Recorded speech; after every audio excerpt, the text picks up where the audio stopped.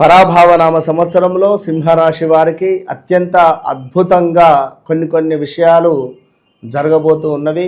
ఇక్కడ మరీ ముఖ్యంగా కొన్ని అనూహ్య ప్రమాదాలు మాత్రము పొంచి ఉన్నవి. వాహన ప్రమాదాలు, చాలా జాగ్రత్తగా డ్రైవ్ చేయండి.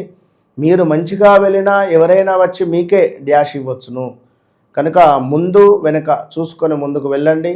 అదేవిధంగా మీరు తప్పకుండా ఇన్వెస్ట్మెంట్స్ పనికిరావు. ఇప్పుడుండేటువంటి సందర్భాలలో కొంతమేర వివాహానికి సంబంధించినటువంటి ప్రయత్నాలు కానీ, భార్యాభర్తలు విడిగా ఉన్నాము కలిసి ఉండాలి అని అనుకునేటువంటి క్రమంలో కానీ తప్పకుండా మంచి రిజల్ట్ మాత్రం మీకు వస్తుంది.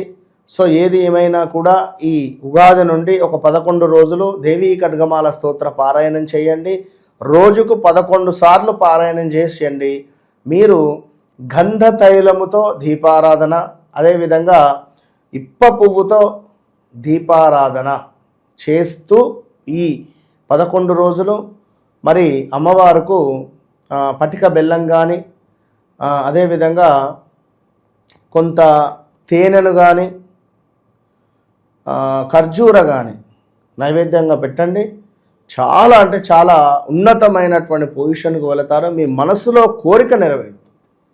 All the best.